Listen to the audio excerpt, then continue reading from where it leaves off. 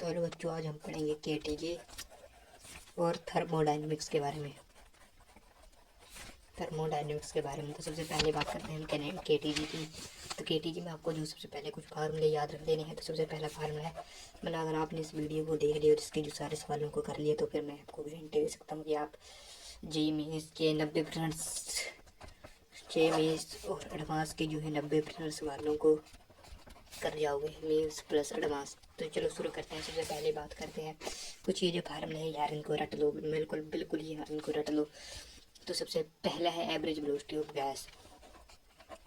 मतलब सभी गैस की एवरेज वेलोसिटी क्या हुई, तो कुछ नहीं करना है, B1 plus B2 plus B3 plus मान लो ये BN तक है और ओवर एन ऊपर जो है वेक्टर लगा देना।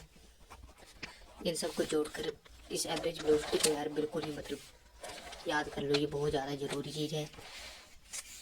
अब हम बात करते हैं एवरेज स्पीड की।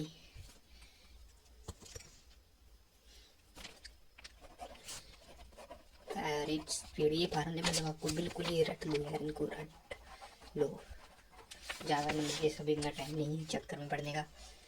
तो भी बात करते हैं हम अपने इसकी एवरेज स्पीड की। तो एवरेज स्पीड जो होगी 8/पाई, इसको भी जो है याद कर लो, 8/पाई RT/m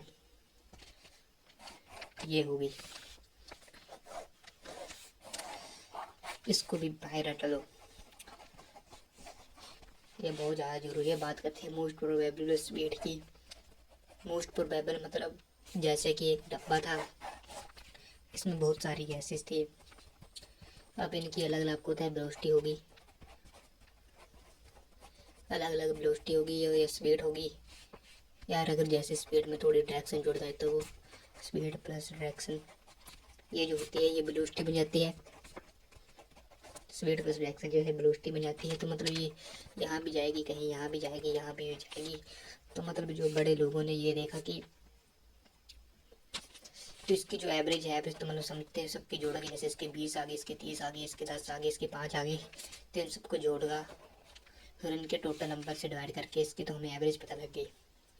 और इसी तरह एवरेज स्पीड भी पता लग गई। लेकिन जब मोस्ट प्रोबेबल का मतलब सबसे ज़्यादा, मतलब जैसे किसी ने देखा इस आइटम की स्पीड कितनी, बोले 10, इसकी कितनी 10, तो इनमें से ज़्यादातर की स्पीड जो थी वो थी 2 RT/m।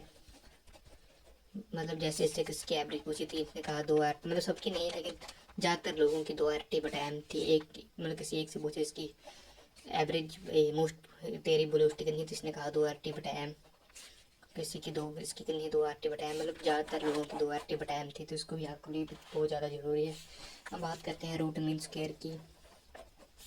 Root mean square velocity, तो यार इसमें कुछ भी नहीं हुआ, जो इसकी पहले मतलब इसका स्क्वायर किया, फिर मीन निकाला और रूट कर दिया, इसमें ज़्यादा निकालने, बस इसमें भी RMS लिखा होगा, ये खुद प्रश्न में बोल देगा 3 RT/m। तो मतलब इन सबको तो जो है एक बार नोट लो, याद कर लो, 5 मिनट के लिए इनको जो है याद कर लो। फिर हम थोड़े मतलब इसके 1 2 4 सवाल करेंगे और उम्मीद करते हैं अब आप समझाएंगे। लो उसका स्क्रीनशॉट ले लो, अगर आप इस चैनल को फॉलो करते रहिए। जे मीन्स मतलब आप जे मीन्स तो बड़े ही आराम से फोड़ दोगे अगर आपने बस कुछ नहीं, बस इसके सवालों को भी कर दिया तो आप जो है जे मीन्स बड़े ही आराम से निकाल लोगे।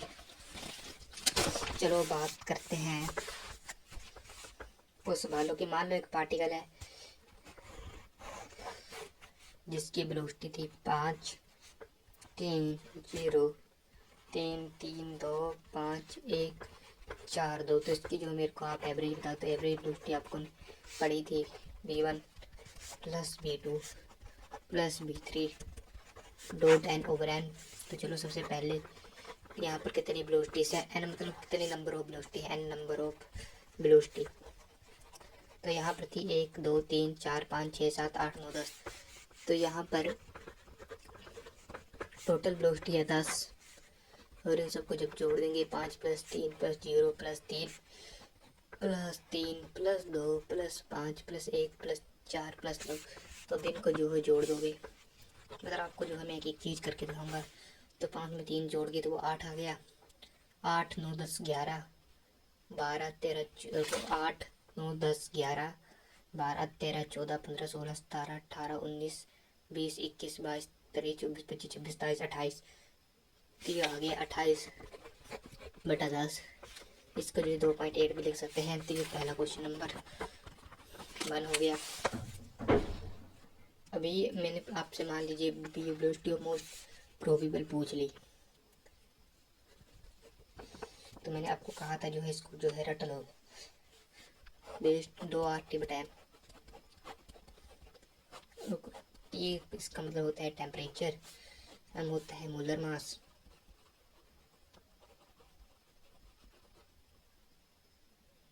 और आर मतलब यूनिवर्स का कांस्टेंट होता है यूनिवर्सल गैस कांस्टेंट। तो अब जैसे हम इस पे ये फार्मूला लगा देंगे, मतलब आर और आर तो मतलब यहाँ पर कांस्टेंट है, तो इसके जो आपको ज़्यादा दिक्कत नहीं होगी। तो बात करते हैं मोस्ट, रुको यहाँ पर सॉरी थोड़ा गलती मेरे से हो गई।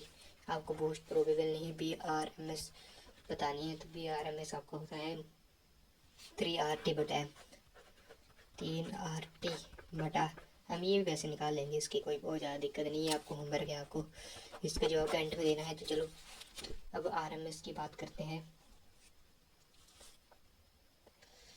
तो BRMS निकालने के लिए ये फार्मूला है, और बहुत सारे मतलब इस फार्मूले को लगा देंगे। लेकिन आपको जो है सबसे पहले कॉन्सेप्ट पर समझना है। RMS का मतलब होता है रूट मीन स्क्वायर। तो आपको सबसे पहले यही चीज़ें करनी है। तो सबसे पहले मेरी जो एवरेज वेलोसिटी है 2, सबसे पहले जो हमें एवरेज लिख देनी है 5 + 3 + 0 + 3 + 3 + 2 + 5 + 1 + 1 4 + 2 ओवर 10।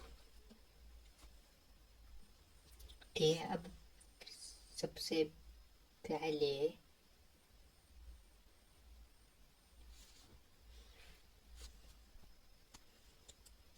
पहले हमें RMS निकालनी। तो सबसे पहले हम करेंगे स्क्वायर, मीन तो लिया ही हुआ है, और इसके बाद रूट। तो चलो सबसे मीन मतलब यही एवरेज वेलोसिटी, मतलब सबसे पहले ये एवरेज ही समझ लो। एवरेज वाला पहले एवरेज वेलोसिटी का फिर स्क्वायर करेंगे, फिर इसका रूट कर देंगे। तो चलो सबसे पहले इसका स्क्वायर कर लेते हैं।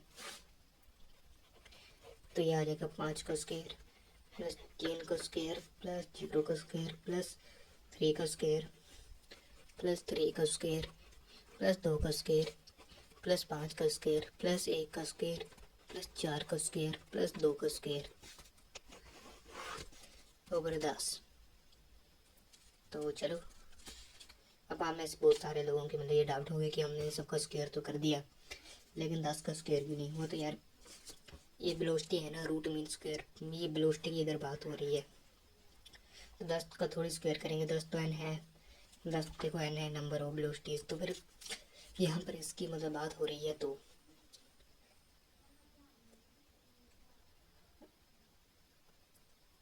अब बहुत सारे लोग बोलेंगे कि रूट भी किया, अब इसका जो है रूट कर लो।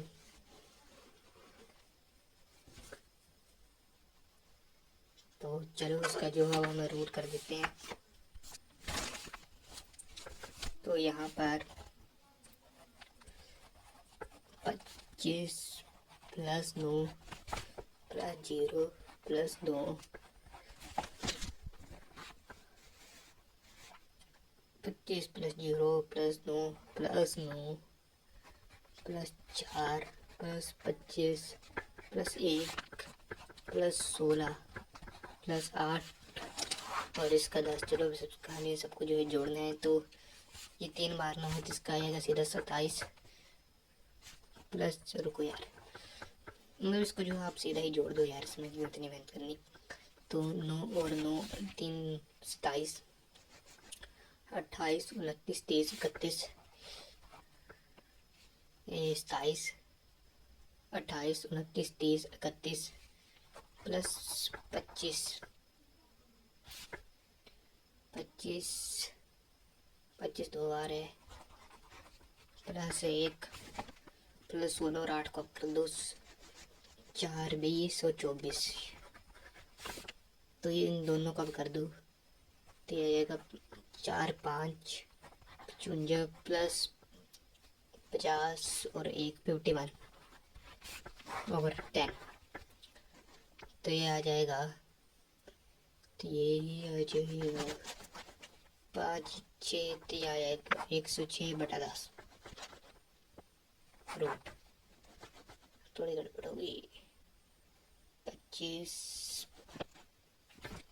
25 प्लस 9 इसमें 9 5 14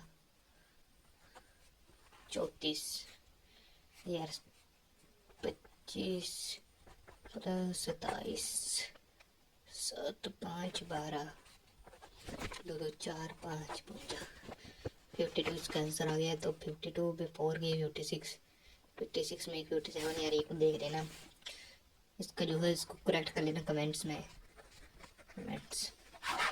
चलो करते हैं अब हम अगली बात पर।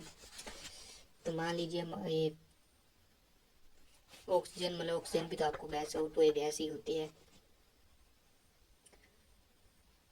इसको जो 27 डिग्री टेम्परेचर पर हम वो गर्म कर रहे हैं। तो इसकी जो आप मेरे को BRMS बता दीजिए। तो BRMS आपको जो है अब याद हो जानी चाहिए। इसको याद रख लो, RMS को तुम रट लो। एक RMS एवरेज तो याद हो ही जाती है। और मोस्ट प्रोबेबल को 3RT/M है ना बात। अब 3, अब आपको पता है ऑक्सीजन का मोलिक्यूल कितना होता है। तो ये होता है 32। R की वैल्यू कांस्टेंट होती है, जो मैं आपको बता दूंगा, इसको यह याद रख लेना। तो चलो 7 इंटू 3 इंटू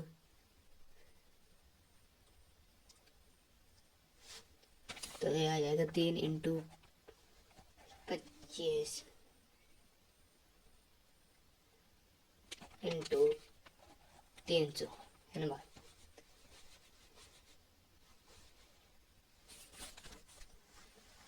तो यही आ गया आपकी इक्वेशन। तो चलो अब इसको जो सोल्व करते हैं। तो देखो मैं बताता हूँ, रुको यार इसको बोल दे। 3 तो है ही हमारे पास। मोलिकुलर मास जो है यार अंदर किलो में लेना है, ग्राम में नहीं लेना है। मतलब जैसे यहाँ पर ऑक्सीजन का मोलिकुलर मास रहेगा 32 है ना बात, इंटू 10⁻³ हर ऑक्सीजन का 16। जिस बात का जो आपको खास ध्यान रखना है, इसका 32 इंटू 10⁻³ ओवर 3 ओवर 8। चलो अब हम बढ़ते हैं। पिछले क्वेश्चन में यार थोड़ी गड़बड़ थी, तो उसको जो है देख लेना। अब बढ़ते हैं हम अपने आइडियल गैस की ओर। तो आइडियल गैस इक्वेशन जो है, इसको भी आप याद रखते हैं। तो मतलब आपको याद होनी चाहिए। P=NRT। तो P है यहाँ पर प्रेशर ऑफ गैस, B क्या है वॉल्यूम ऑफ गैस। मतलब अगर आपको पता है तो आप कमेंट में लिखो। N है नंबर ऑफ मोल्स, T है टेम्परेचर ऑफ गैस, और R है universal gas constant. Universal gas constant मतलब ये पूरे यूनिवर्स में ऐसे ही रहेगा। मतलब इस यूनिवर्स में दूसरे यूनिवर्स में गारंटी नहीं देता। चलो अब हम बढ़ते हैं अपने सबसे इम्पोर्टेंट पार्ट की ओर, तो जो की है बॉयल्स लॉ। मतलब जो गैस बॉयल्स लॉ को पार्ट पे फॉलो करें, उसको हम जो है आइसोथर्मल प्रोसेस भी कह लेते हैं। आइसोथर्मल प्रोसेस, थर्मल का मतलब टेम्परेचर कांस्टेंट। तो इसका मतलब इसका में जो है टेम्परेचर कांस्टेंट होगा। तो यहाँ पर इससे जो आगे PV भी जो है कांस्टेंट आएगा। देखो यार PV इंटू NRT, R तो कांस्टेंट ही है।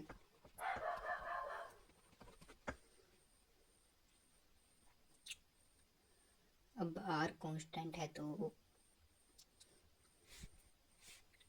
टी भी हमने इधर कांस्टेंट कर दिया।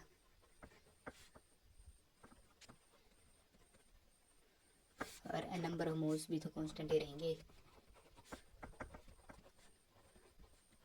तो मतलब पी बी की जो वैल्यू आएगी वो भी एक कांस्टेंट ही आएगी। तो इससे आप लिख सकते हैं पी वी बी जो होगा वो कांस्टेंट होगा। बात करते हैं ग्राफ की। तो प्रेशर और टेम्परेचर के बीच की ग्राफ पी टी,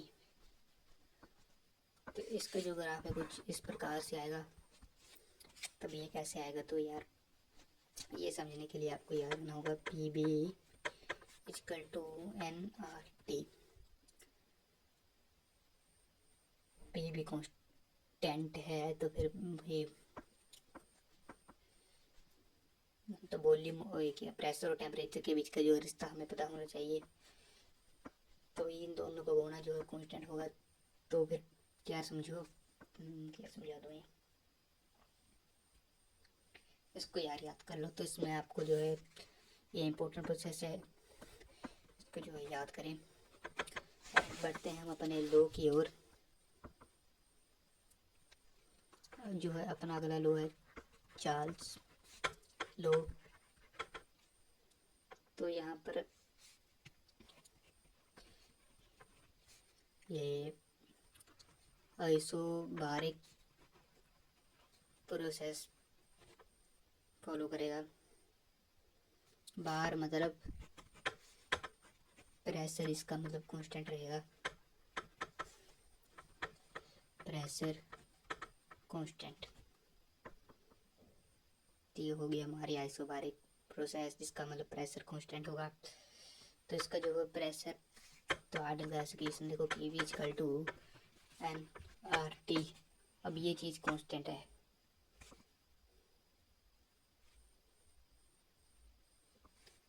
और ये तो पहले से ही कांस्टेंट है। तो इस कांस्टेंट को हम कह सकते हैं, तो पी को भी हम उधर वही दे तो ये आ जाएगा एन आर टी बटा पी। अब देखो इस कांस्टेंट को जो है हम के मान लिए, तो B equal to K T. और इसमें मैं इसको यहाँ लिख सकता हूँ volume is directly proportional to temperature. तो इस चार स्लो को भी आप याद रखें। तो बात करते हैं ग्राफ्स की। तो मतलब इसके ग्राफ जो आपको सिंपल याद ही रखने हैं यार। तो ये प्रेशर और टेम्परेचर का ग्राफ, इसलिए मैं सीधी थी, इसमें थोड़ी इस प्रकार की लाइन आ जाएगी। कांस्टेंट के भी यहाँ पर थोड़ा समझो सीधी लाइन। बात करते हैं वॉल्यूम और टेम्परेचर की ग्राफ की, इसमें ये भी थोड़ा पूछ लिया जाता है। तो वॉल्यूम और टेम्परेचर में आपको पता ही है पी कांस्टेंट, तो मतलब सीधा ही ग्राफ आ जाएगा। तो बात करते हैं क्वेश्चन की। तो लिखो क्वेश्चन, आज का क्वेश्चन नंबर 2। तो मान लीजिए वॉल्यूम और ये टेम्परेचर का ग्राफ है। तो ये P1 है, ये P2 है और ये P3 है। तो आपको जो इसकी स्लोप बतानी है, किसकी स्लोप, तो स्लोप आपको होता है वॉल्यूम बटा टेम्परेचर। ये आपकी जो है स्लोप होती है। तो ये आपकी जो है स्लोप होती है। तो यहाँ पर P B is equal to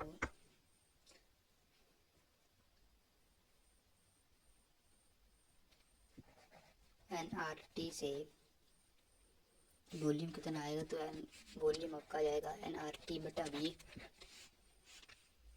तो मुझसे कुछ लोग टेम्परेचर को भी निकाल देंगे, तो ऐसा नहीं करना है।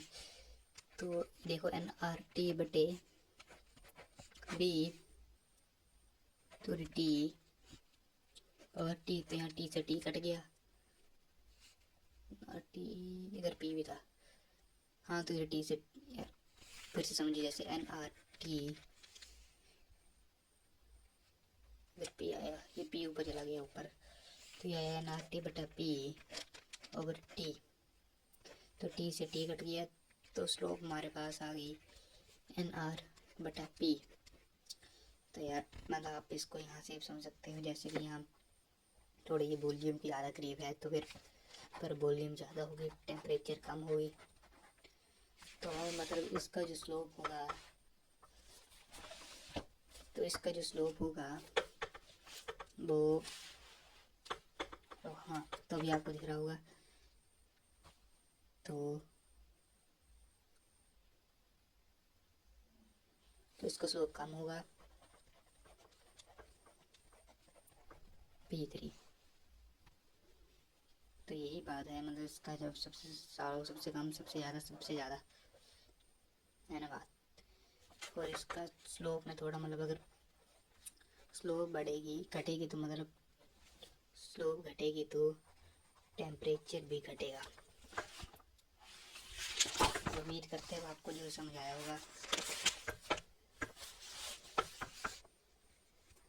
अब बात करते हैं सबसे मतलब एक थर्मोडायनेमिक्स का मतलब जो सबसे बड़ा हथियार है वो है मतलब अगर पीबी का प्रोडक्ट, ध्यान से सुनना, अगर ये बहुत मतलब सॉफ्टवेयर की तरह इसको लोग, अगर पीबी का प्रोडक्ट, पीबी प्रेशर और वॉल्यूम का प्रोडक्ट जितना टाइम्स हो जाएगा टेम्परेचर भी उतना ही टाइम्स होगा। मतलब पीबी का प्रोडक्ट 2 गुना आ गया तो टेम्परेचर भी 2 गुना हो जाएगा।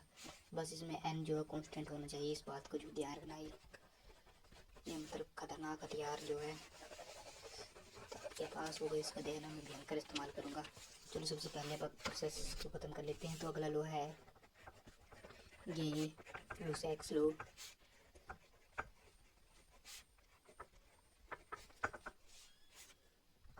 चलो बढ़ते हैं वहाँ पर ये लुसेक्स लो की, और तो इसमें जो है इसमें प्रेशर टेम्परेचर कॉन्स्टेंट बचा के वॉल्यूम कॉन्स्टेंट इसमें होगा, वॉल्यूम कॉन्स्टेंट। तो पी वी बटा equal to N R T. अब वॉल्यूम कांस्टेंट है आर टी, वॉल्यूम कांस्टेंट है, ये भी कांस्टेंट है, तो इसको जो है एन आर बटा बी बटा टी में भेजो तो यह आ जाएगा P equal to K T. तो इससे मैंने पहुँच सकता हूँ प्रेशर प्रोपोर्शनल टू टेम्परेचर। तो यही है कुछ इसके ग्राफ्स देख लो। तो पहला ग्राफ है प्रेशर और वॉल्यूम के बीच का रिश्ता। तो ये प्रेशर है, ये वॉल्यूम है और ये कांस्टेंट है। तो सिंपल मतलब यहाँ पर कांस्टेंट का ही खींच लो। मतलब टेम्परेचर है और वॉल्यूम का, कहाँ पर है यार, ये वॉल्यूम है, यहाँ पर टेम्परेचर है, इसको उधर भेजो। पी बटा T equal to N R बटा बी, तो यहाँ पर उल्टा रिलेशन आ जाएगा।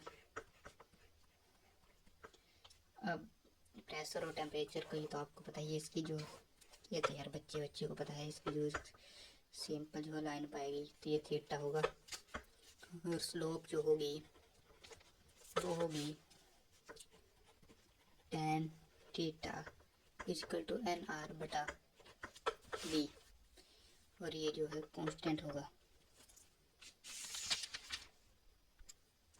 चलो बात करते हैं हम अगले प्रयास के कुछ क्वेश्चंस के। तो ये लोग क्वेश्चंस नंबर, तो मान लीजिए यहाँ पर अब एक हम जो है ग्राफ बना लेते हैं। तो ये रहा ग्राफ, और यहाँ पर मान लो प्रेशर 3 गुना हो गया, यहाँ पर प्रेशर जो सिंपल गुना है। अब देखो अब यहाँ से यहाँ तक जो था टेम्परेचर टी से लेकर टी नोट था, तो यहाँ पर जो है दुगना हो गया, मतलब बढ़ गया। और अब आगे पे इसमें प्रेशर जो है बढ़ गया, 2 टी नोट से 6 टी नोट हो गया। अब यहाँ पर जो प्रेशर है वो घट गया, घटने के बाद ये 3 टी नोट हो गया, फिर 3 टी नोट से आ जाएगा टी नोट, ठीक है। इसको जो है यहाँ पर हम थोड़ा मिला देते हैं, इस पार्ट को ए, इसको बी, इसको डी और सी नाम दिया। अब हमें ये बताना है कि आपको इस ग्राफ को देखकर ये बताना है कि यहाँ पर कौन सी प्रोसेस हो रही है। तो सबसे पहले बात करते हैं ए पॉइंट से लेकर बी पॉइंट तक। तो ए से बी तक आपका जो प्रेशर है वो कांस्टेंट है, प्रेशर कांस्टेंट। यार देखो मतलब यहाँ पर भी पी है तो यहाँ पर भी पी है, तो यहाँ पर प्रेशर जो आपका कांस्टेंट है। अब बात करते हैं वॉल्यूम की। तो वॉल्यूम इंक्रीज किया, टेम्परेचर इंक्रीज किया, मतलब इस साइड मतलब वॉल्यूम की लाइन में जाएगा तो वॉल्यूम भी इंक्रीज हो जाएगा।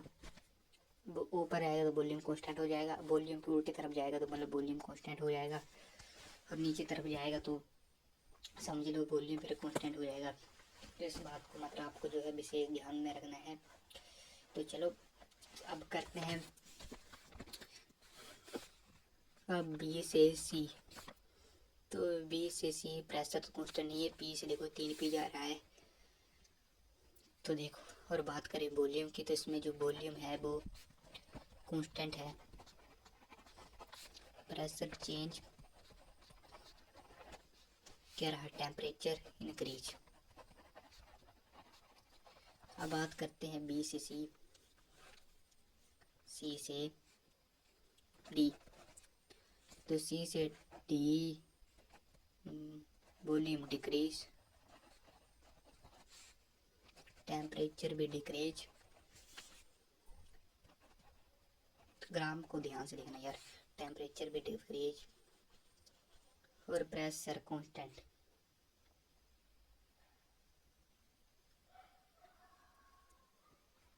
वहाँ तो प्रेशर जो होगा वो कांस्टेंट होगा।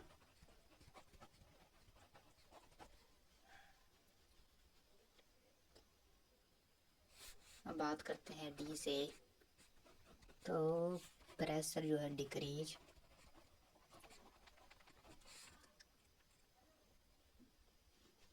Volume pressure decrease, volume constant और टेम्परेचर जो है डिक्रीज। अब सबसे पहले बात करते हैं हम ए से बी, मतलब कौन सी प्रेशर सेस होगी। तो मतलब यहाँ पर जो प्रेशर है वो कांस्टेंट है। तो प्रेशर आपको पता है किस प्रोसेस में कांस्टेंट होता है, वो होता है आइसोबारिक प्रोसेस। तो पहली है आइसोबारिक, दूसरे में क्या कांस्टेंट है प्रेशर चेंज वॉल्यूम, पी होगी आइसोकोरिक। अब सी और डी प्रेशर कांस्टेंट या आइसोबारिक, मतलब कांस्टेंट को देखो यार सीधा टिक लगाओ, बाकी ये यहाँ पर क्या कांस्टेंट है प्रेशर डिक्रीज, तो ये हो जाएगी आइसोकोरिक। तो इस तरह के मतलब प्रोसेस हो गई। तो अगला क्वेश्चन जो आप मेरे को करके दिखाएं। तो मेरे पास जो है मेरा अगला प्रश्न है, ये प्रेशर है, ये टेम्परेचर है। तो ये जो है ए पॉइंट है, ए से सी टेम्परेचर, फिर बी से सी टेम्परेचर,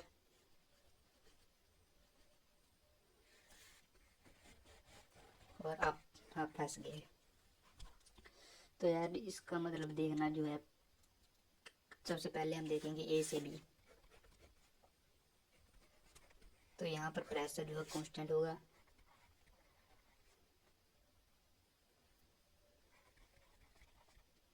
नहीं प्रेशर कांस्टेंट नहीं होगा, प्रेशर यहाँ पर बढ़ेगा, क्योंकि प्रेशर बढ़ेगा। देखो प्रेशर बढ़ रहा है तो प्रेशर जो है वो बढ़ेगा। बात करें टेम्परेचर की तो टेम्परेचर भी बढ़ेगा। हम बात करें प्रेशर टेम्परेचर का ग्राफ है तो वॉल्यूम, तो हम यहाँ से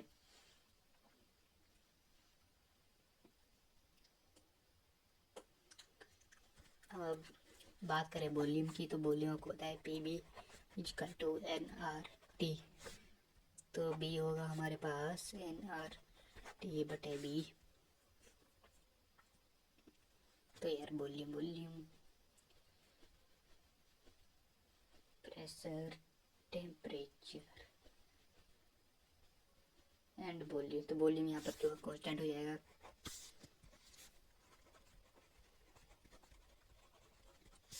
तो वॉल्यूम कांस्टेंट होगा। अभी आपके थोड़े समस्या है बिंदु बी से सी, चलो पहले बी से सी देख लेते हैं। अभी ये ख़त्म नहीं हुआ, इसको मैं आप बताऊंगा आपको। बी से सी कुछ का कुछ डाउट रहा होगा, मेरे को पता है, इतना एक्सपीरियंस से यार पता लग जाता है। बात करते हैं बी से सी की। तो प्रेशर आपको था डिक्रीज करेगा, प्रेशर डिक्रीज।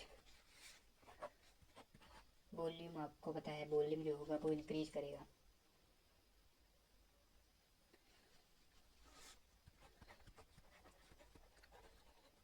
और टेम्परेचर कांस्टेंट है।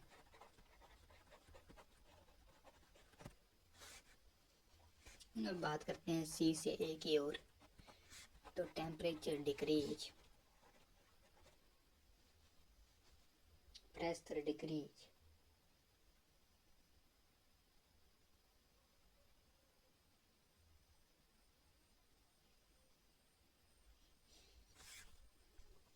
तो कहाँ थे हम? तो यहाँ पर टेम्परेचर कांस्टेंट है, वॉल्यूम जो है बड़ा।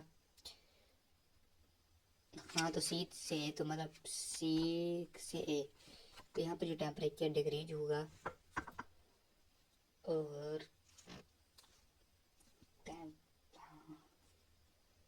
सी से ए। तो प्रेशर यहाँ पर जो है कांस्टेंट,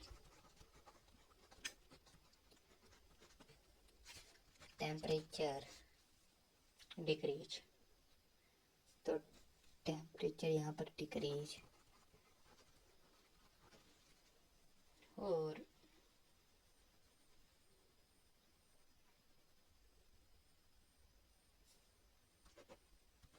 वॉल्यूम यहाँ पर कांस्टेंट। अब बहुत सारे लोगों को मतलब ये समझ आ गया होगा। तो मतलब वॉल्यूम का क्या सीन है, बहुत सारे लोगों को मतलब। तो यार देखो पी वी, यार P V is equal to N R T है ना। तो वॉल्यूम क्या होगा, एन आर टी बटे बी, ठीक है। तो ये हमारे पास वॉल्यूम होगा।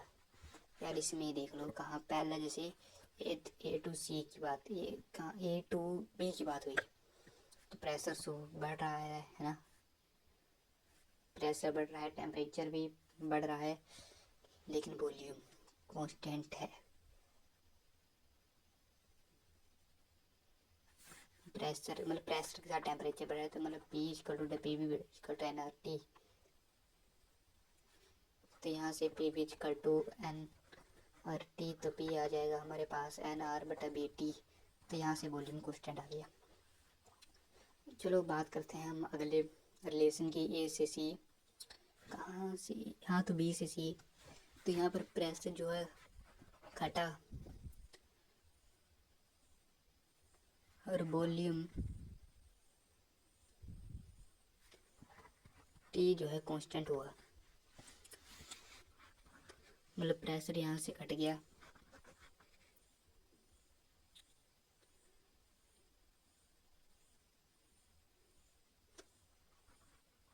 यार, एन आर बटा बी इंटू पी। इसको देखो यार सिंपल, तो पी बढ़ा तो पी घट गया,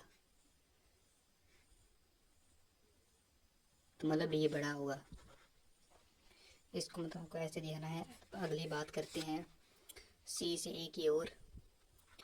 पी हमारे पास कांस्टेंट था, टी डिक्रीज हुआ, तो ये कांस्टेंट आ गया एन आर बटा बी इंटू टू। तो ये भी कांस्टेंट है, ये भी कांस्टेंट है। तो टेम्परेचर भी, और टेम्परेचर को जो हमें पता है कि टेम्परेचर जो है घट गया, घटा, तो मतलब बी जो है, तो बी भी यार कांस्टेंट ही होगा। कैसे? क्योंकि बहुत सारे लोग बोलेंगे यार कि बी को तो बढ़ना चाहिए। तो ये देखो मतलब ये कहा था मैं, हाँ तो प्रेशर जो देखो यार, press constant, P constant, P घटा, तो फिर वॉल्यूम कैसे कांस्टेंट हो गया? तो वॉल्यूम देखो यार वॉल्यूम इस तरह कांस्टेंट हुआ, पी बढ़ा, ठीक है मान ली बात, पी आर कांस्टेंट है, पी कांस्टेंट, मेरे को बता दोगे पी कांस्टेंट,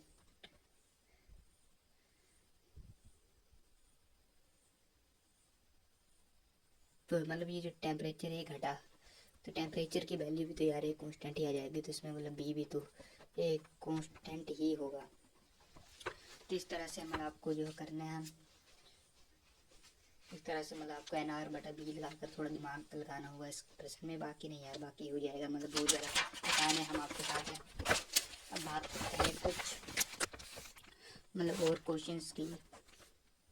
क्वेश्चंस तो यार मैं आपको बहुत ज़्यादा करवाऊँगा, मतलब आपको बेसिक से मतलब इतना हो जाएगा, मतलब जे मीडियम हार्ड कुछ भी आ जाए। वैसे तो इस पेपर में आशंका है थोड़ी हार्ड आ जाने की, लेकिन कैसा भी आ जाए आप क्लियर कर ही लोगे। मान लीजिए यहाँ पर एक डब्बा रखा हुआ है, अब उस डब्बे के अंदर एक गैस भरी हुई है,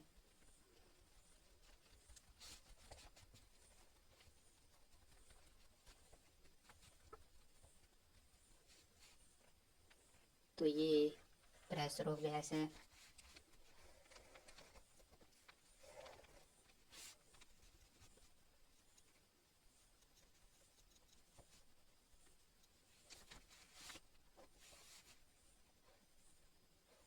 तो मान लो यहाँ पर ये एक पिस्टन रखा हुआ है,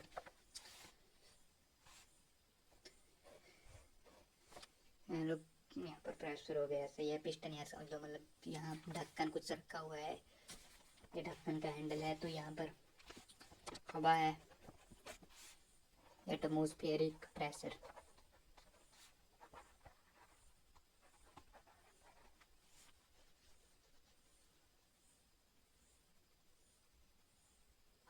तो मतलब यहाँ से अब एक ये समझो जैसे कि यहाँ पर हवा है, तो मैं यहाँ पर टेम्परेचर यहाँ इसको दूँ, तो इसका जो है वॉल्यूम इंक्रीज करने लगेगा, और वो जैसे ये गैस इसको जो धक्का दे, तो ये जो धीरे धीरे है उस साइड की ओर मूव कर जाएगा, और गैस जो है यहाँ पर फैल जाएगी। तो इसकी एक कौन सी प्रोसेस होगी, तो देखो इससे मैं आपको पूछी इसमें कौन सी प्रोसेस हुई, तो इसमें जो प्रोसेस होगी टेम्परेचर बढ़ा तो वॉल्यूम भी बढ़ी, वॉल्यूम भी डायरेक्टली प्रोपोर्शनल टू टेम्परेचर, तो मैंने आपको याद करने के लिए कहा था, तो इसको जो आपको याद रखना होगा, तो ये होगी हमारे पास आइसोबारिक प्रोसेस। देख लो यहाँ पर काम आते हैं। अब अगली बात करते हैं क्वेश्चन नंबर, तो क्वेश्चंस को गिनते रहना, बहुत सारे मतलब यहाँ पर आपको क्वेश्चन से मैं दूंगा आपको। तो जैसे कि यहाँ पर मान लीजिए बहुत सारी मतलब ऐसे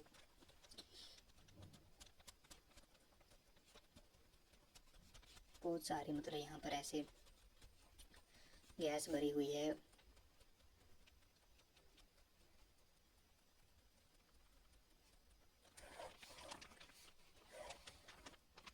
तो चलो,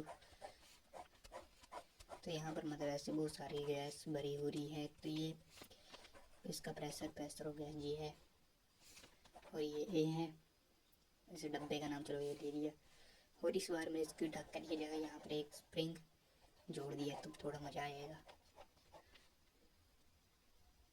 तो यहाँ पर मैंने आपको ये दे दिया कि गिवन है वॉल्यूम इंक्रीज कर रहा है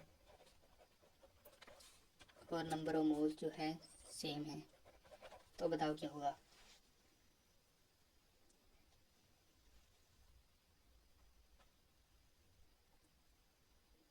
तो हम तो चलो हम कहाँ थे, मतलब अब यहाँ पर प्रेशर ऑफ गैस, अब मान लीजिए मैंने जो था इसका जो है टेम्परेचर बढ़ा दिया, तो इसका मतलब वॉल्यूम भी बढ़ेगा, लेकिन क्योंकि इस बार यहाँ पर थोड़ा स्प्रिंग है, तो देखना अब क्या होगा।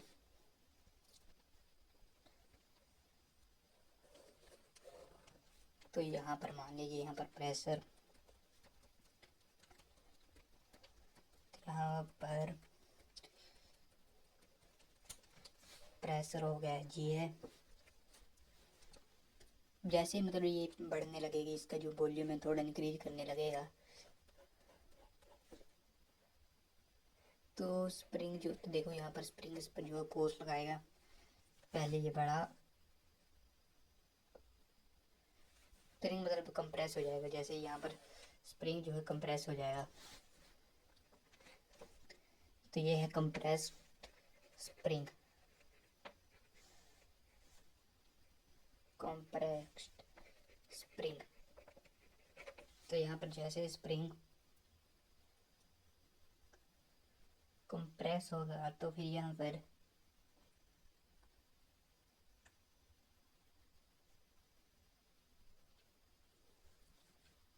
देखते जाना कि यहाँ पर कैसे क्या हुआ। तो जैसे कि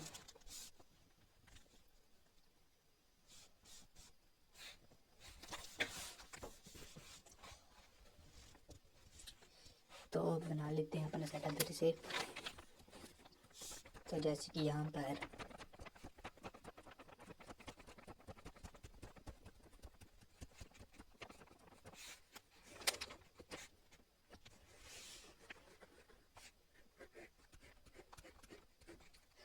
तो यहाँ पर ऐसे हवा है, यही दो फोर्स लगे, यहाँ पर हवा की फोर्स लगेगी और एक लगेगी स्प्रिंग की फोर्स, और ये भी यहाँ पर।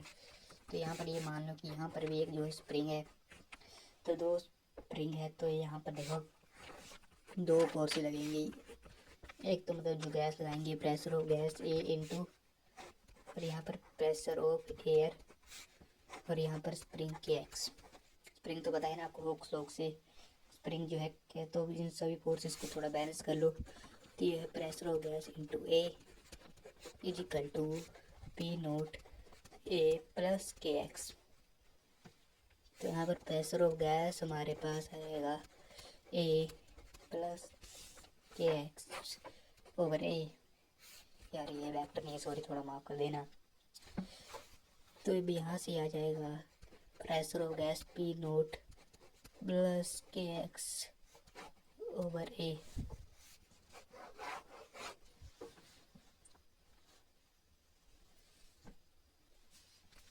तो चलो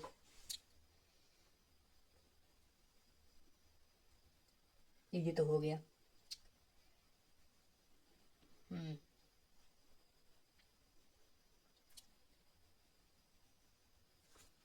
तो यहाँ पर मतलब एक थोड़ी गलती मत कर देना है कि ये जो है आइसोबारिक प्रोसेस नहीं है, क्योंकि यार यहाँ पर प्रेशर जो है वो कांस्टेंट नहीं होगा, क्योंकि प्रेशर पिछले में तो प्रेशर कांस्टेंट था, लेकिन इसमें प्रेशर जो कांस्टेंट नहीं होगा, क्योंकि यार यहाँ पर प्रेशर पड़ रहा है, ये कुछ बढ़ेगा कुछ घटेगा। यहाँ ये वाले प्रेशर लगा रहे हैं तो ये धक्का देगा, तो ये भी धक्का देगा, मतलब कुछ बढ़ेगा कुछ घटेगा, तो प्रेशर कांस्टेंट बिल्कुल नहीं रहेगा। तो इस बात को याद रखना, प्रेशर ये है। तो बढ़ते हैं हम अपने अगली बात की ओर, जो कि है degree of freedom.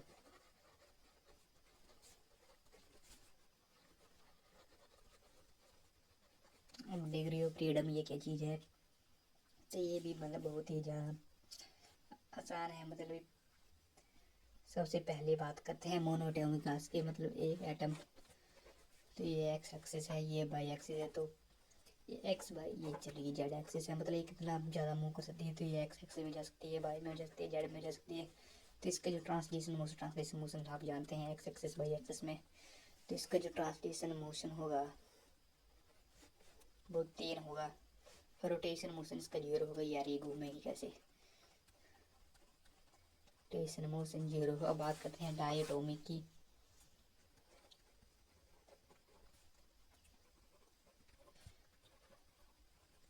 Diatomic gas में जैसे ये गैस है, तो सॉरी 2 एटम्स वाली गैस, तो इसका जो रोटेशन मोशन होगा ये 2 होगा, ट्रांजिशन सबका 3 ही होगा, 3 + 2 5। इसको भी आपको जो है याद रखना है। अब बात करते हैं ट्राई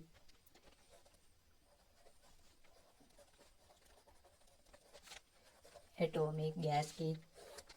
तो ट्राई एटॉमिक ये नॉन लीनियर गैस है, मतलब ये कुछ ऐसी नॉन लीनियर, मतलब एक लाइन में नहीं होगी, नॉन लीनियर गैस ये एक लाइन में नहीं होगी। तो इसका रोटेशन मतलब जो भी नॉन लीनियर कहीं भी आ जाए, तो इसका जो रोटेशन होगा वो 3 होगा, ट्रांसलेशन इसका जो है 3 होगा।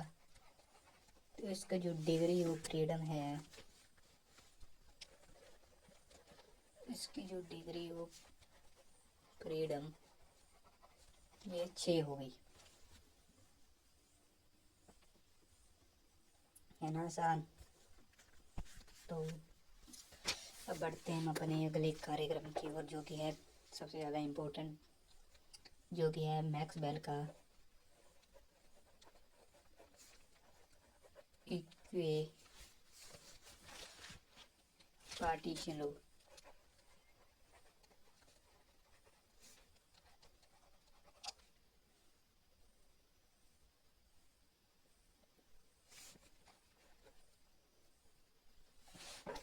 तो यह मैक्स बेल का इक्वे पार्टीशन लॉ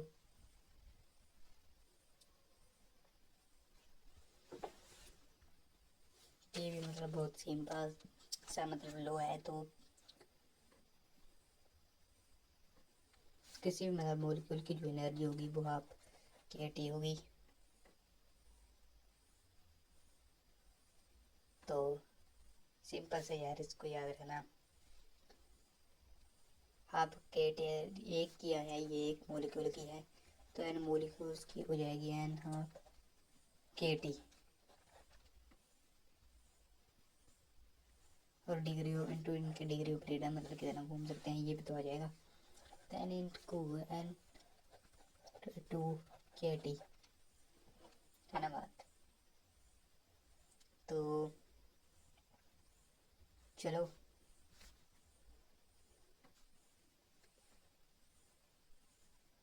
तो मतलब यहाँ पर आप सिंपल सा के जो होता है वो R/N लिख सकते हो, तो यह जाएगा एन हैप R/N T/2 और N और M को जो है मैंने कुछ नाम दे दिए, तो यह है NF/T/2, ये जो फाइनल एक्सप्रेशन है। नहीं, इसके मॉलिक्यूल्स की जो है सभी मॉलिक्यूल्स की है टोटल एनर्जी, टोटल एनर्जी। तब इसमें मतलब आपको जो है ये चीज़ याद रखनी है, जो N है वो है नंबर ऑफ मोल्स, F है degree of freedom,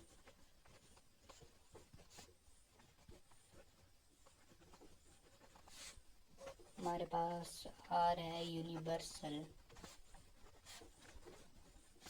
gas constant,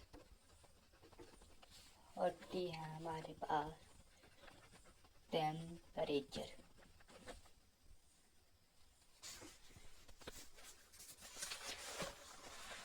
तो चलो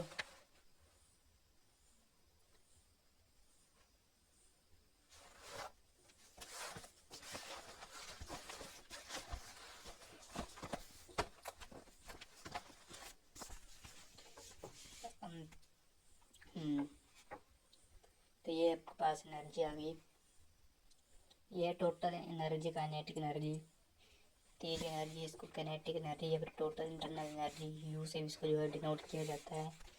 तो यू को आप लिख सकते हैं NF/T/2।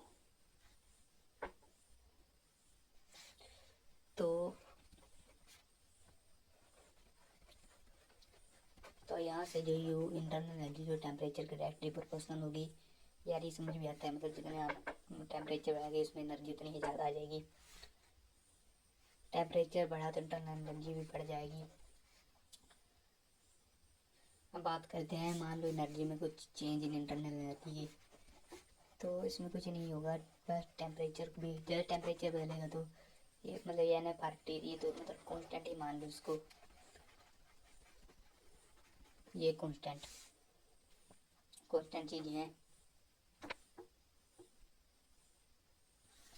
भी। यार टेम्परेचर बढ़ा तो ये इंटरनल एनर्जी पॉजिटिव मान लेना, और डेल्टा यू जो है 0 से बड़ी, टेम्परेचर घटा तो इंटरनल एनर्जी भी घटेगा, मतलब डेल्टा यू जो है 0 से छोटा। तो ये था यार अब बात करते हैं कुछ प्रश्नों की, देखते हैं किसमें है कितना दम। तो सबसे पहला क्वेश्चन है, मान लो एक कंटेनर जिसका नाम एक्स रखा गया है,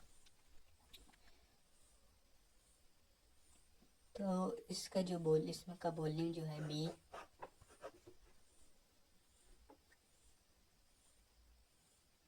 और एक और का डब्बा बनाया गया जिसका नाम है वाई, जिसका वॉल्यूम है बी बटा 2।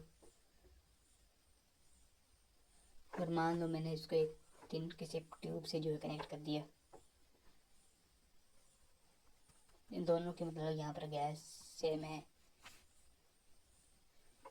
इसको एक्स जो है 200 केल्विन दिया जा रहा है, वाई को जो 400 केल्विन दिया जा रहा है। तो इसका जो है आपको जो है हमें मास बताना होगा। तो यार मास बताने के लिए सबसे पहली बात करें तो इससे मेरे को पहली चीज़ तो ये पता लग रही है कि एच जो है पाई का डबल है, तो इसको मैं 2b दोनों साइड 2 से मल्टीप्लाई कर दूंगा, तो ये b थोड़ा मेरी कैलकुलेशन आसान हो जाएगी।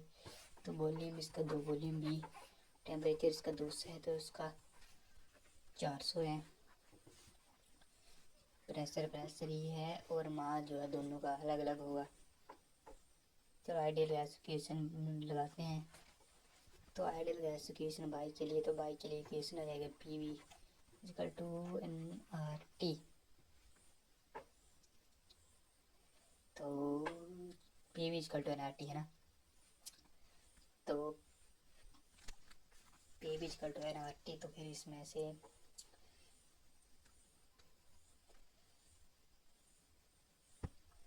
nRT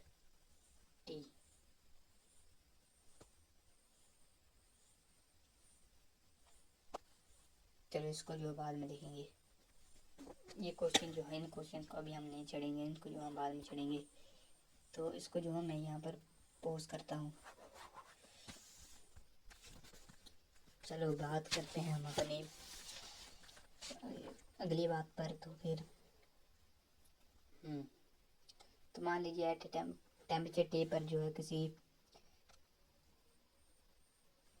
गैस का प्रेशर के है और गैस जो है आर्गन है, मतलब 4 ग्राम जो है आर्गन है किसी पी बल्ब में। तो एक मिनट साथ ही अच्छा क्वेश्चन है। तो मान लीजिए टेम्परेचर ये है,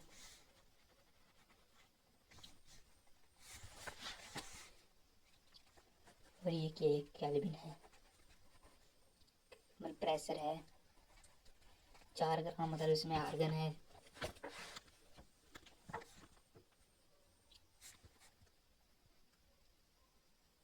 तो कहाँ था मैं, तो मान लीजिए उस बल्ब को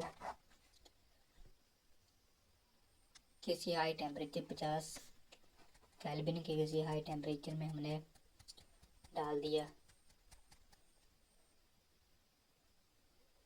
और फिर हमने जो है थे इस बल्ब को किसी, इसमें बल्ब में आर्गन थी 8.8 ग्राम आर्गन थी, इसमें हमने इसको डाल दिया। फिर 50 डिग्री 50 केल्विन टेम्परेचर पर फिर हमने इस आर्गन को रिमूव कर दिया। तो अब इसका जो हमें टेम्परेचर बताना है, तो सबसे पहले बात करते हैं इनिशियली की, तो बल्ब की, तो पी भी इसके में आ जाएगा nRT।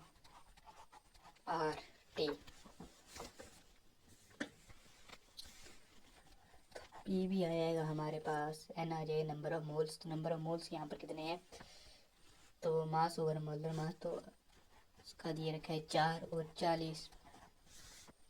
और अब बात करते हैं आर टी, तो यहाँ पर प्रेशर और वॉल्यूम हमारे पास चलेगा 1/10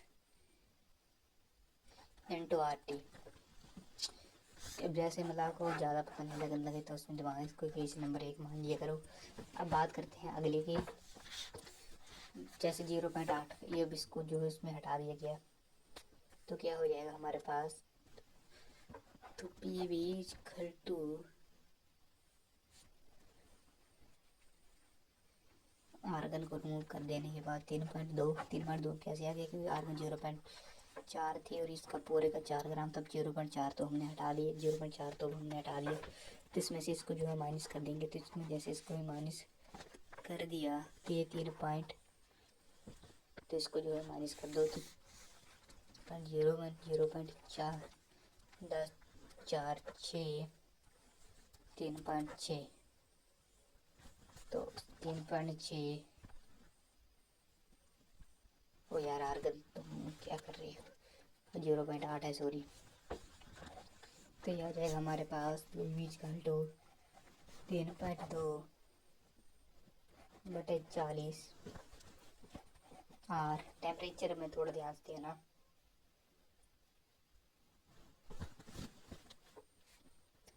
टेम्परेचर T+50 होगा, इस बार टेम्परेचर जो है T नहीं होगा। अब बहुत सारे लोग पूछेंगे यार ये कैसे हो जाएगा, क्योंकि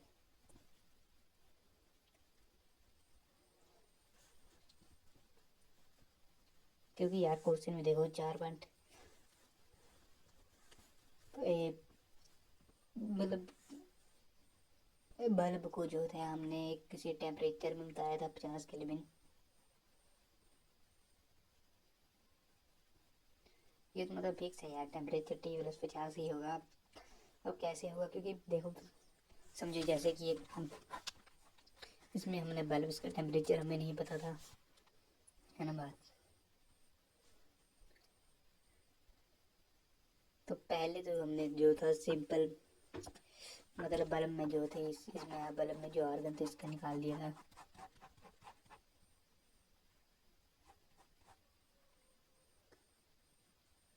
जैसे बल्ब निकाला तो इसका टेम्परेचर 50 बढ़ा दिया गया, एक प्रश्न में दिया तो इसमें T+50 आ जाएगा हमारे पास। अब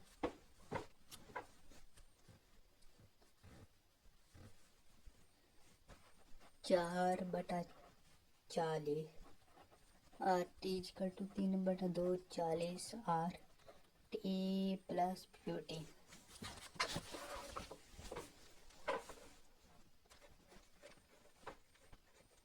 आर T=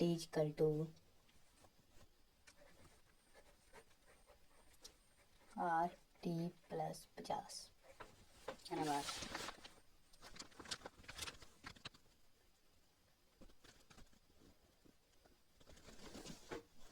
तो इसको मतलब हमने इक्वेट कर दिया यार एक दूसरे से, इक्वेशन बाई टू इक्वेट, ये टेम्परेचर यार इन्होंने कहा था इक्वल ही होगा, 50 से बढ़ाकर बल्ब को उठा देंगे तो टेम्परेचर जो है इक्वल ही होगा। तो आ जाएगा हमारे पास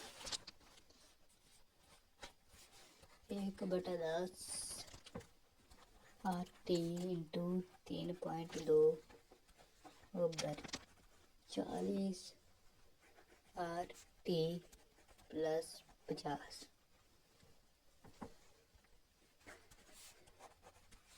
T1 तो T/10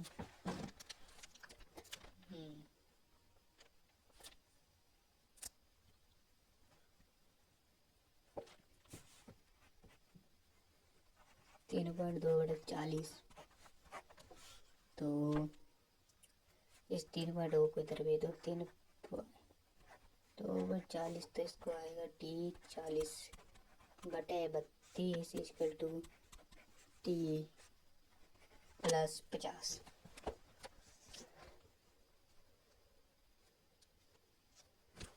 चलो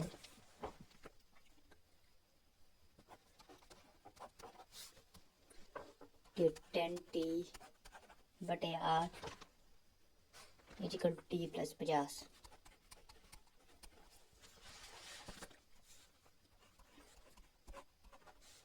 माइनस T = 50, तो 50 = 10T - 8T, 50 = 2T/8 = 25, तो 25 आ गया हमारे पास T/8। तो टेम्परेचर आ गया 25 × 8 तो 8 × 5 = 40, 8 × 2 = 16, तो टेम्परेचर 200 केल्विन हमारे पास आ गया।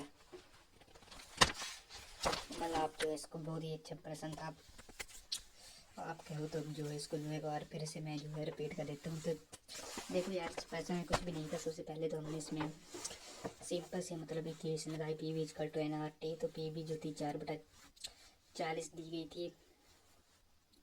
फिर जैसे हमने बल्ब उसमें मतलब कंटेनर था यार, इसमें गैस भरी हुई थी, इसमें जो था हमने बल्ब को डाल दिए। बल्ब में आर्गन भरी हुई थी 8.8 प्रो, पूरे का मास 4 ग्राम दे रखा था। अब इसको हमने हटा दिया और इसका 50 केल्विन बढ़ा दिया। और मतलब बर्फ़ डालने के बाद जो इसका क्या था, हाँ, तो जो इसका प्रेशर था और 50 केल्विन बढ़ाने के, दोनों का जो प्रेशर था ये सेम था। दोनों का जो था ये सेम था। सेम होने की वजह से ये थोड़ा एडवांस का कंटेंट है। पी सेम था पर पी जो था सेम था।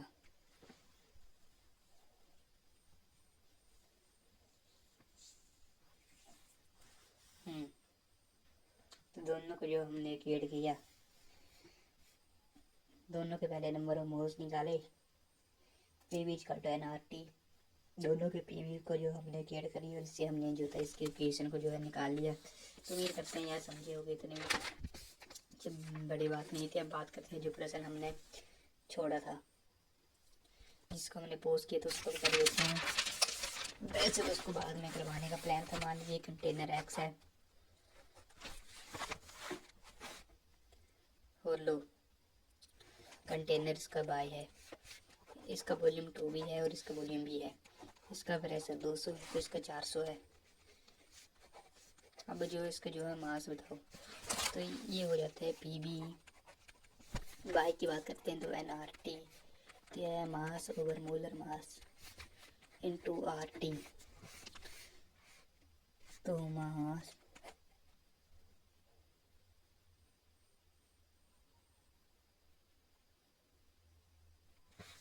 दूसरे का पे बी और ये भी P two B M over M डायस और आर टू 200। टेम्परेचर 200 ही, तो यहाँ पर बाई में 400 था। बस यार अब इन दोनों को जो है सॉल्व कर लो। तो जैसे ही हमने एक दूसरे को डिवाइड कर दिया, इक्वेशन 1 2, यह 2 को हमने इसको डिवाइड कर देती है। यह 2 M dash over M over M dash M dash over M over M over M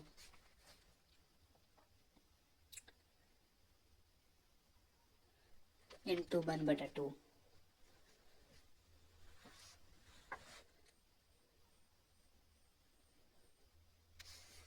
तो 2 एम डैश बटा एम 2m बटा एम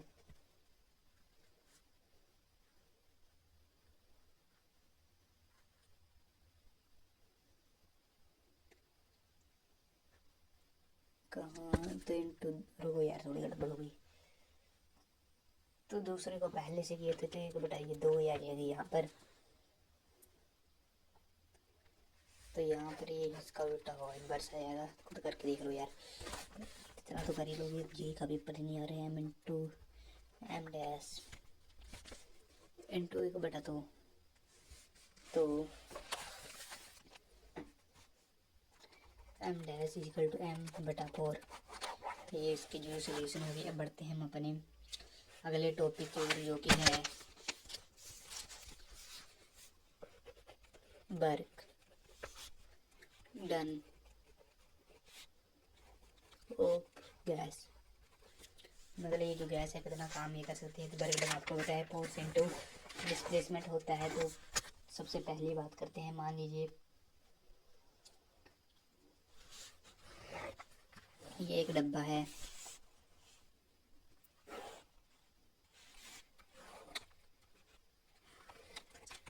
और यहाँ पर जो था एक पिस्टन लगा हुआ है।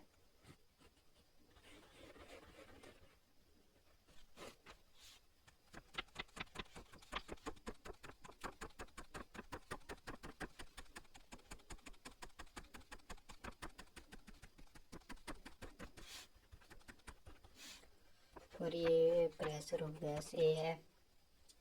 तो यहाँ पर मतलब प्रेशर लग रहा होगा। तो मान लीजिए आपका जो पिस्टन है ये DX मूव किया तो फोर्स वर्क डाउन होता है, force into displacement integration of. तो यहाँ पर फोर्स लगा रहा है प्रेशर ऑफ गैस और ये किसी एरिया पर लगा रहा है, तो यहाँ पर आ जाएगा ये DX। तो ये DX को अब मैं लिख सकता हूँ change in volume P gas into DB। तो वर्क डन ऑफ गैस जो हमारे पास आ गया, प्रेशर ऑफ गैस इंटू छोटा सा चेंज ऑफ वॉल्यूम सब जो है हमारे पास आ गया। तो कुछ मतलब आपको याद बताया, अगर वॉल्यूम जो इसका बढ़ाया जाए तो गैस भी जो बढ़ जाएगी, अगर वॉल्यूम घटाया जाए तो मतलब ये काम भी थोड़ा कम करेगा। वॉल्यूम कांस्टेंट है तो काम जो है जीरो करेगा। चलो बात करते हैं इसके कुछ सवालों की ओर। तो ये अगला क्वेश्चंस। तो मान लीजिए जैसे कि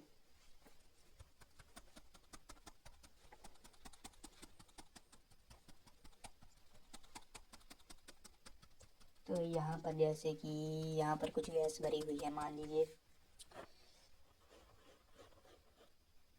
यहाँ पर जो स्प्रिंग है और यहाँ पर एक्सटर्नल फोर्स है X0, ये जो है हवा। तो मान लीजिए गैस यहाँ पर फोर्स लगाएगी तो इसका जो L लेंथ यहाँ पर जो है बढ़ेगी, लेकिन यहाँ पर हवा भी फोर्स लगाएगी तो वर्क डन को एफ एक्सटर्नल इसको जीरो नहीं एफ नोट, मतलब यहाँ पर हवा ही फोर्स लगाएगी। तो चलो सबसे पहली बात करते हैं वर्क डन बाय गैस की। तो वर्क डन जो बाय गैस होता है वो P dB के बराबर होता है ना बात। तो pressure of gas into dB के बराबर होता है। तो यहाँ पर जो हवा भी फोर्स आएगी तो एफ एक्सटर्नल मान लो यहाँ पर एफ नोट कोई फोर्स मैं यहाँ से धक्का दे रहा हूँ और पी नोट है मतलब हवा का एक्सटर्नल प्रेशर ही यहाँ पर है। तो जैसे मैंने इसको बैलेंस किया तो ये आ गया pressure of gas into volume is equal to P naught A plus F naught. इसका एरिया चेंज हो रहा है तो इसका वेरिएबल 0 to x आ जाएगा। तो यहाँ पर एल नोट 0 से L note integration upper limit और माइनस लोअर लिमिट। तो बात करते हैं इसको मैं work done of simple gas लिख रहा हूँ, वर्क डन ऑफ गैस। तो चलो यह आ जाएगा हमारे पास P naught A plus F naught plus L naught A